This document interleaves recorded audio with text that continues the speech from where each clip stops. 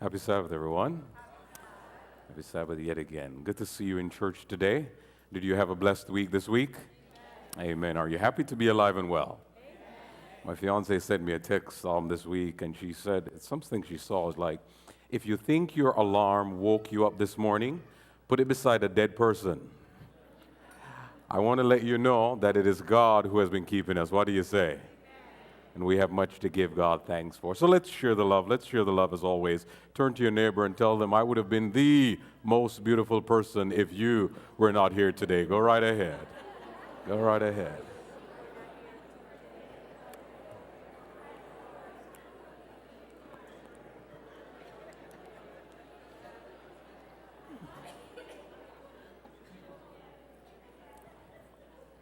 Well, as Pastor Lafitte would say, he can't tell a lie.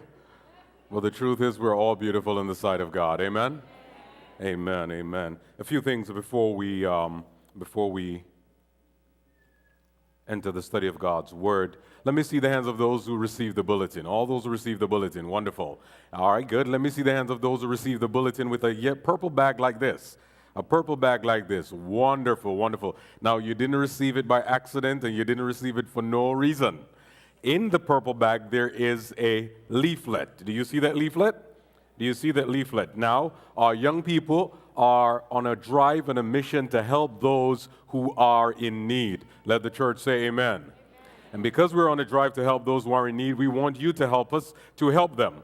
In this bag, we want toiletry items to be placed, but these are going to be pocket-sized ones. Pocket-sized toiletry items, and the list is there on the leaflet. You have toothbrush, toothpaste, soap, body wash, shampoo, deodorant, etc., etc., etc. Please, please, for the next 4 weeks, we will be constantly promoting this drive. There are 2 boxes strategically placed. There's one right there in the lobby, and then there's one at the other door on this side.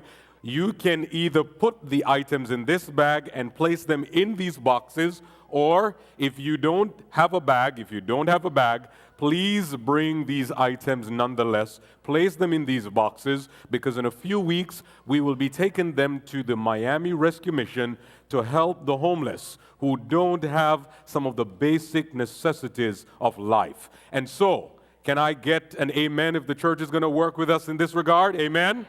Wonderful. Thank you so much. Thank you so much. I would also like, the next thing is, I'd like to extend gratitude to my church members who have so graciously supported my endeavor to raise funds for children who are suffering with cancer. And these children are being treated at the St. Jude's Hospital for Children. And if you know anything about St. Jude's Hospital, these children are treated free of cost. Their parents do not pay anything as they are suffering with cancer. Please, somebody needs to say amen. There's so many who are being ravaged by this devastating disease, and even little children. And so St. Jude is a research hospital specifically for that, to help kids who are suffering with cancer. Tomorrow morning at 5 o'clock, I'll be somewhere on Ocean Drive, thereabout, where we will start or swim for half a mile. I'm doing a relay, by the way. I'm not going to swim, and I'm not going to run. I'm only cycling for 20 miles. All the group members, one will be swimming, and one will be running. So I will take the baton, cycle for 20 miles, and then another person will run. I want to let you know that I'd set a goal of $1,000, and I've so far exceeded that. It's actually at 1,100 right now. Thank you so much. Thank you so much for those who contributed. And I must let you know that our group has raised so far $24,000 to help these children. Every $1,000 provides a day of critical care for children that are in need. And we're actually trying to be the #1 group. If we raise an additional $15,000 by tomorrow morning, we can be it. So if you so desire to contribute, do not hesitate. See me afterwards, and we will gladly forward the information to you, and you can help. Because Jesus still loves little children, even those who are suffering with cancer. Today, we are happy that the Lord has blessed us to bring us in His house to listen to His word, and we are hoping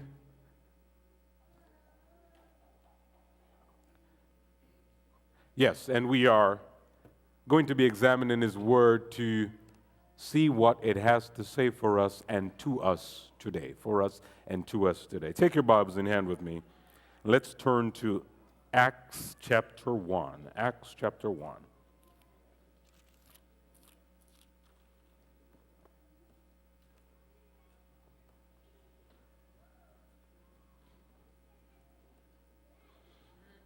Acts chapter 1, and I want to read a few verses in your hearing. Acts chapter 1, Acts chapter 1. We're going to start at verse 6. If you have found it, you can say amen. Amen. If you have found it, we'll wait for those who are still searching on their gadgets or leafing through their Bibles. Acts chapter 1, Acts chapter 1, starting at verse 6. While you're looking for that, Pastor Lafitte texted me last night. He's doing well. He'll be back tomorrow, I think, from Australia, tomorrow. And let's pray for his safe passage as he returns. And he clearly had a wonderful time over there, he said, and he is coming back with a zeal for us to work even more for Jesus Christ, even more for Jesus Christ. Acts chapter 1, starting at verse 6. Listen what the Word of God has to say. Acts chapter 1. When they therefore were come together, I'm reading from the King James Version, they asked of him, saying, Lord, wilt thou at this time restore again the kingdom of Israel? And he said unto them, it is not for you to know the times or the seasons which the Father hath put in his power, but you shall receive power after that the Holy Ghost is come upon you. And ye shall be witnesses unto me both in Jerusalem and in all Judea, and in Samaria, and unto the utmost part of the earth. And when he had spoken these things, while they beheld, he was taken up, and a cloud received him out of their sight. And while they looked steadfastly toward heaven, as he went up, behold, two men stood by them in white apparel, which also said, Ye men of Galilee, why stand ye gazing up into heaven? This same Jesus, which is taken up from you into heaven, shall so come in like manner as you have seen him go into heaven. Let the church say amen. Amen. I want to speak to you briefly on the issue, times and seasons. Times and seasons. Pray with me. Loving Lord, we are reminded of how much you are such a gracious God. By simple things such as your provisions for us, things to eat, a place to lay our head, clothes to wear. And for these things we thank you, but more so we thank you for giving to us Jesus Christ. Today, as we think and talk of Jesus, please pour out your Spirit in a very special way so that we will understand your will for our lives. Bless, therefore, now the readers and reading, the listeners and listening of your holy word. And we have no doubt that we would have been revived when we would have left this your house, is our prayer. In Jesus' precious name, amen. Amen. Times and seasons. Times and seasons. Times and seasons. As a child, I would often wonder what exactly older folk meant when they would claim that they miss the good old days. Have you ever heard that statement? The good old days, the good old days. I never understood until I got older. And then I started having a sense of what it meant to miss the good old days. I think I'm qualified to speak. You see, I was born on April 8th, 19 a while back, a good time back. And having had the experiences that I've had, I think I know what it means to pine for those good old days. All fun and joke aside, though, seriously, think about it. The good old days that once were. Tomorrow morning, as I cycle and as I participate in this event, I cannot help but think about those children who are suffering with cancer. And I think of the good old days when kids would not be buried by their parents. The good old days when children would not suffer from certain debilitating diseases. The good old days when childhood was cherished and monsters would not take advantage of children by pornography or other means. The good old days when children and childhood was something that ought to be cherished. I think, beloved, of the good old days when morality was actually a good thing. The times when it was good to say, good morning, thank you, excuse me, please. You're looking at me like I'm talking something strange.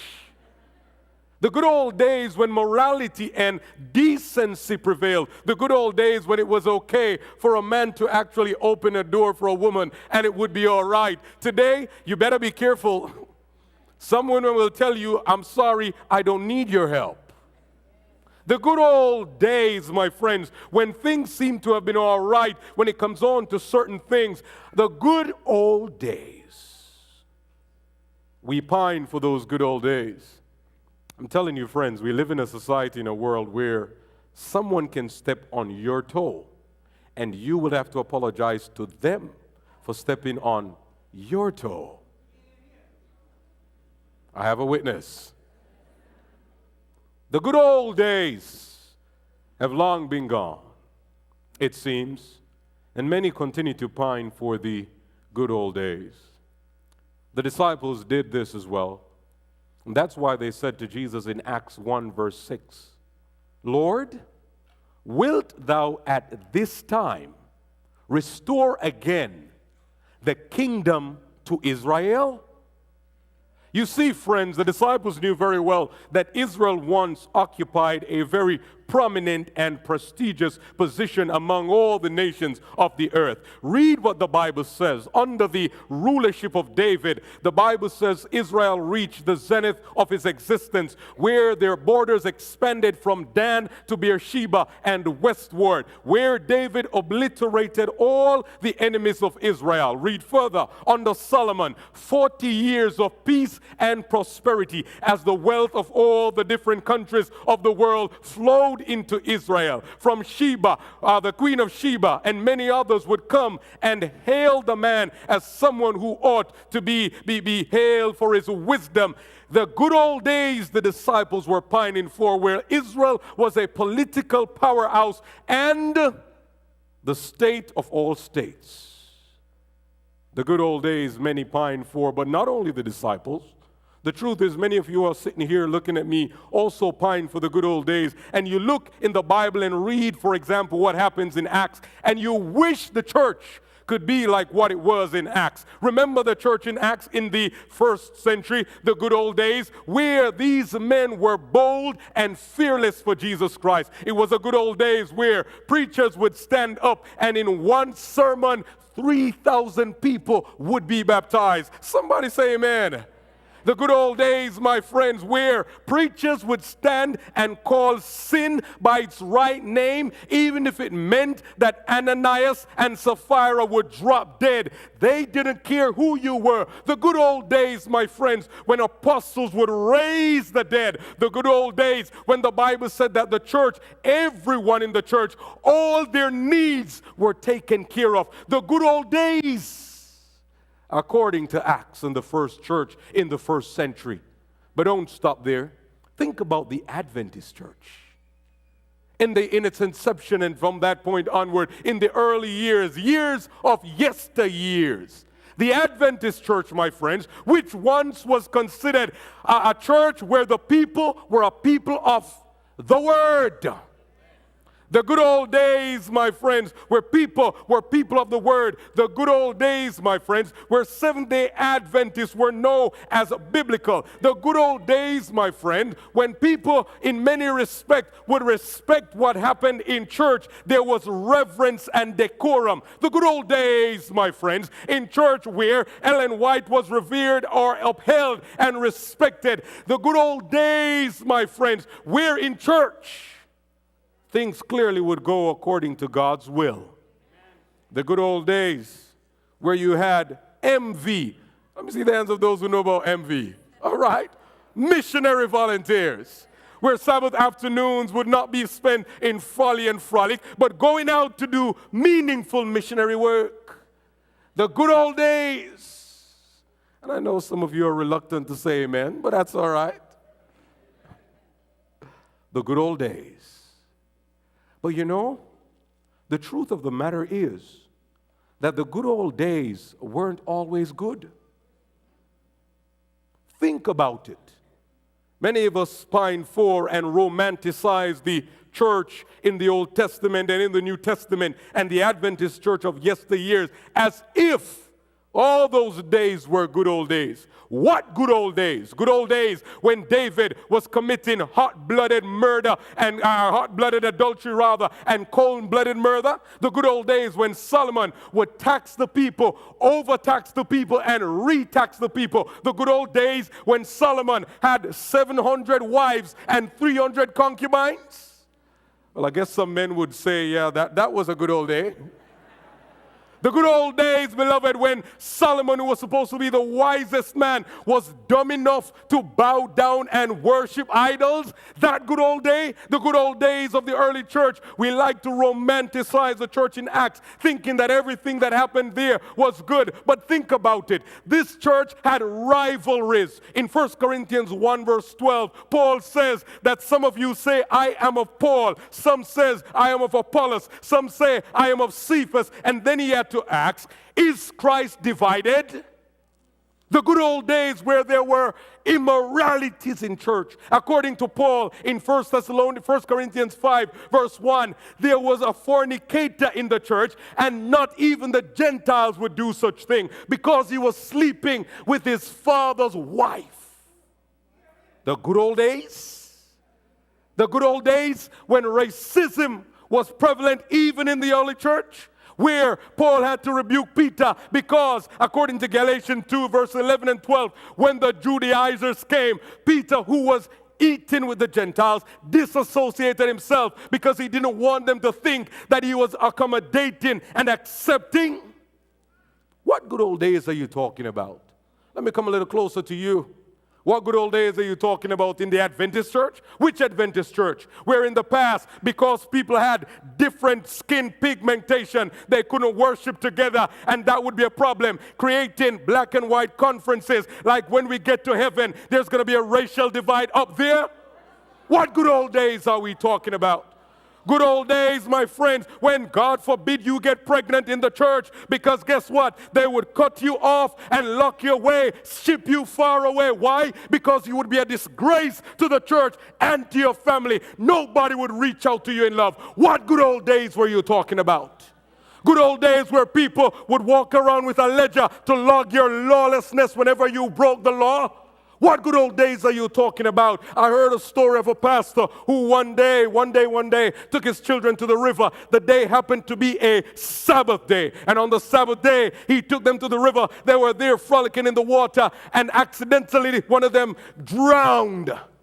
A church member wrote the pastor and said, I'm sorry for your loss, but if you were keeping the Sabbath, that would not have happened. Seriously? What good old days are you talking about? Good old days when songs we claim were theologically sound and culturally sensitive and not like the empty praise and worship songs that we claim people sing today that are repetitive and redundant. What good old days? The good old days when you couldn't lift your hand in church, you couldn't clap, you couldn't say amen or shout hallelujah because it would be of the wrong spirit. What good old days are you talking about? What good old days are you talking about? We romanticize and long for the good old days, when in many respects the good old days weren't good. I really want to talk to you today, love, brethren. Please, hear me out. We romanticize and we long for the good old days because we think something has been lost. And what has been lost? Many of us think that involvement has given way to inactivity because most people here are spectators, not player. You are not really contributing much more than your presence on Sabbath. What good old days and what has been lost? What has been lost is the carefulness we used to have, and now we have ultra carelessness, where Sabbath sacredness was once regarded, but now Sabbath sloppiness has taken the place. What good old days? What have we lost? What have we lost? Legalism we have lost and given way to liberalism, where once upon a time, I remember there are some churches you couldn't go on the pulpit unless you had on a hat, and if you didn't have one, somebody had one to give you. But that has given way to liberalism, where you see people come to church, you don't know if we're going to the club or to church. It has given way, it seems. But you know what, friends? Let me say this to you. That description and these descriptions seem very disheartening and dismal, and descriptions that might be troublesome to us. And it confronts us with the fact that many of us are grasping for the past, while others of us are content with the so-called progress we have made today. But get this, as messed up as this church might be, it is still the church of the living God. Oh, come on and say amen.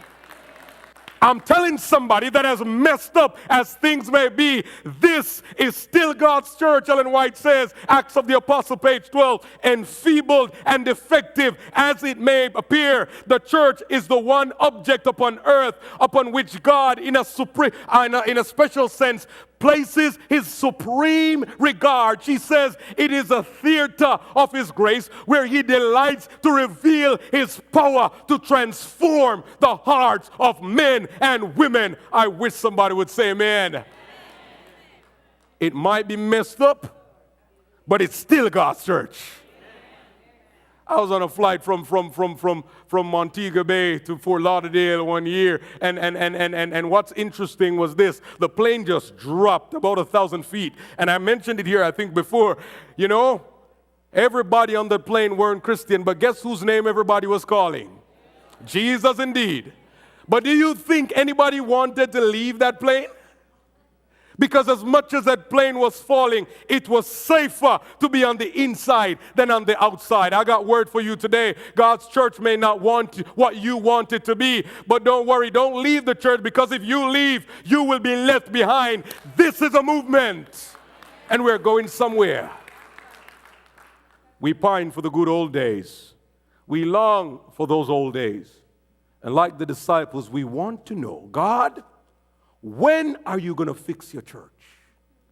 With all that's going on inside your church. Jesus, when are you going to restore? And when are you going to fix your church? Jesus' response, my friends, hear me clearly. Jesus' response establishes some important truths today. The Bible says, that Jesus says in Acts 1 verse 7, he said unto them, it is not for you to know times and seasons which the Father hath put in his own power. Let me break that down for you. Number one, Jesus says that there's such a thing as times and season. The Greek word chronos and kairos. One means specific date. One means periods of times. In other words, God has specific dates and God has periods of time that he has put aside for his church, and he will do what he needs to do for his church when he sees fit. Specific times, specific periods, specific times, specific periods. Now it means, therefore, if God has specific times and specific periods, you and I are worshiping a God who is ultimately awesome. I'll tell you why. It means simply that if he has specific dates and specific time, that it is his prerogative.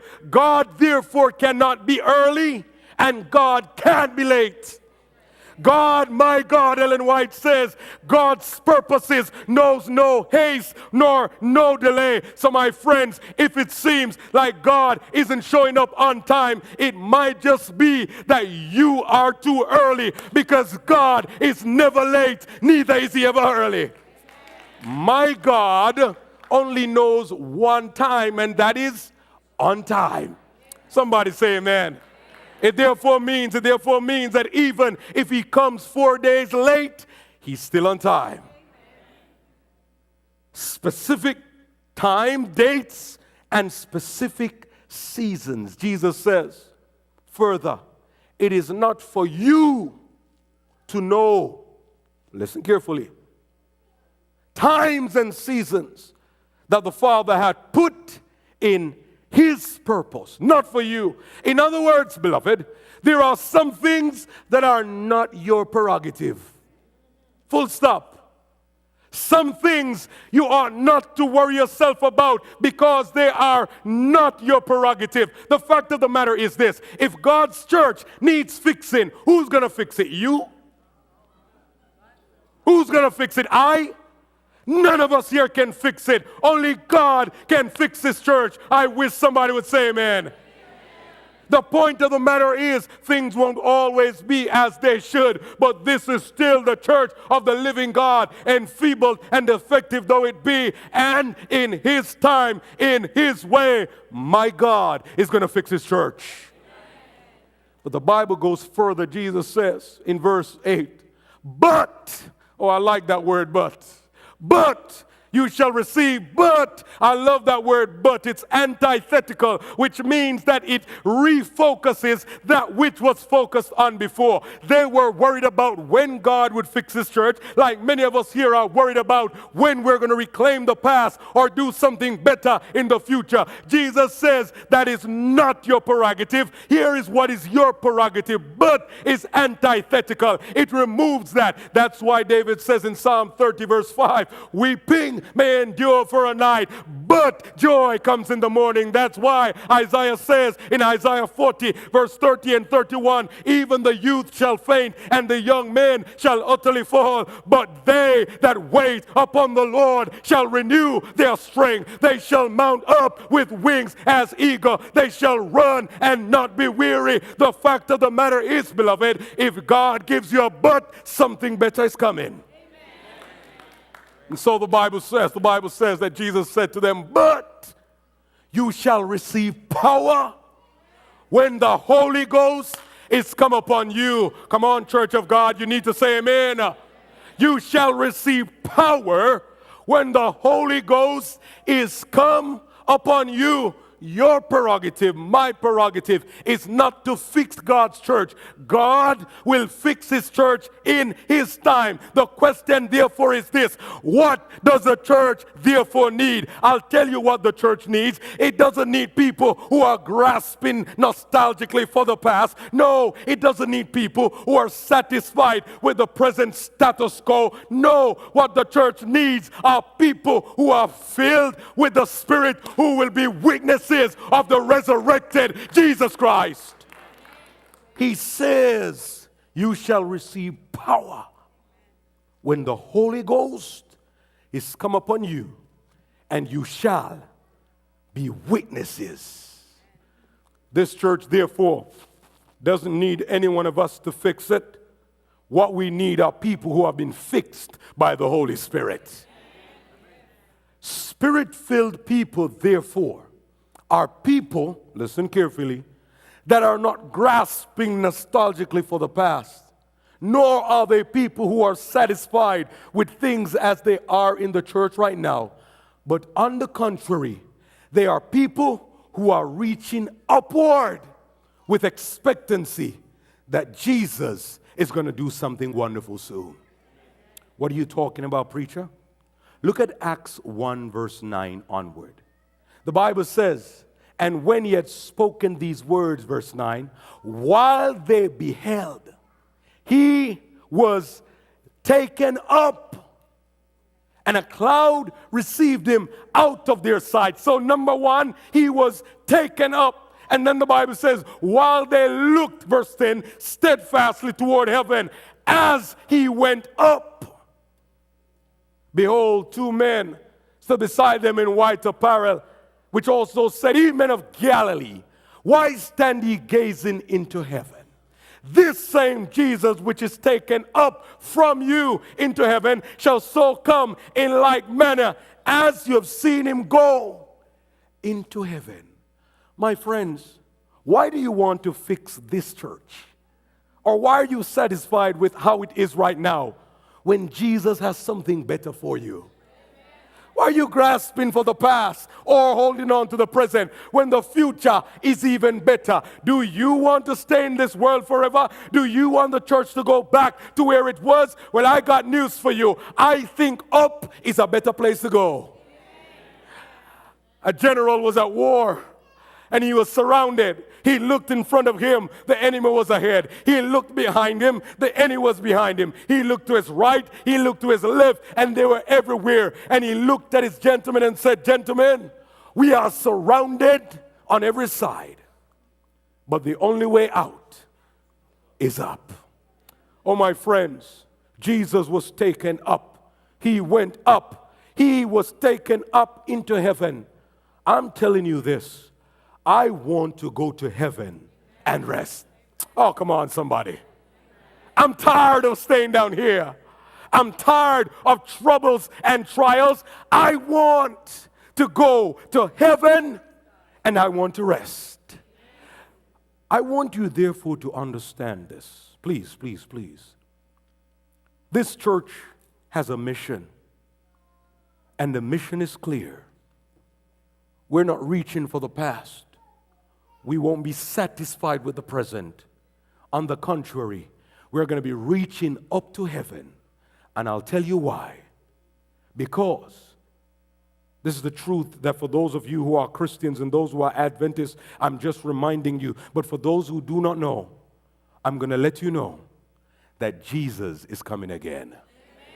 I think the problem with church and with this world and those who profess to be followers of God, we are too complacent and content in this world. But I got news for you. Jesus is coming again. And because Jesus is coming again, we do not want members who are content to hold on to the past, nor members who are content to hold on to the present status quo. We want people who are filled with the Spirit and are reaching towards Canaan happy land. Are you ready for Jesus to come? Are you ready for Jesus to come? Because my Jesus has promised that he is coming again. Today, therefore, stop reaching for the past. Break up your folly grounds and let go of what you consider present progress.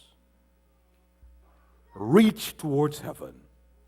Look up, because your redemption draweth nigh.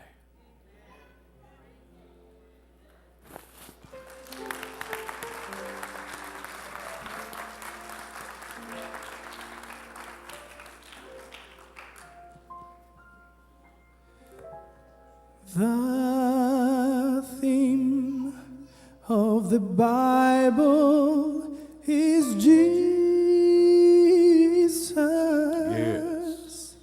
And how he died for save us.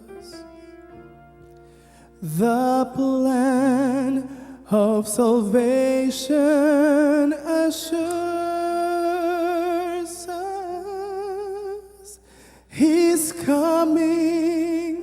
coming back again.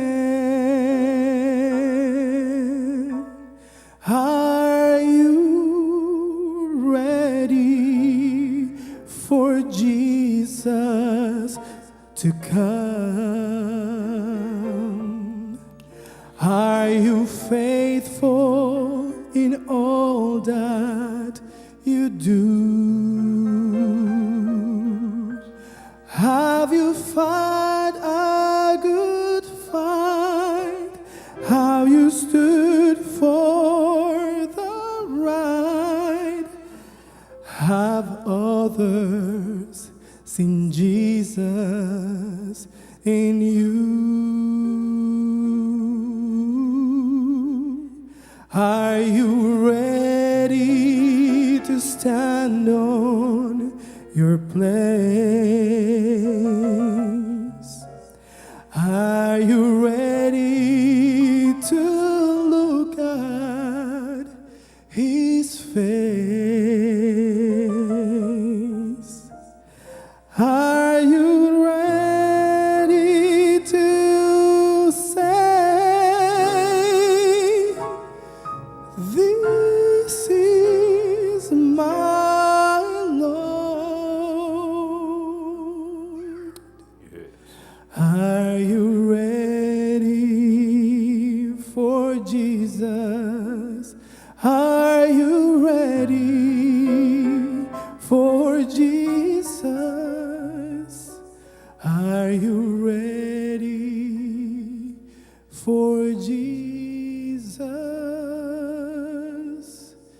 to come.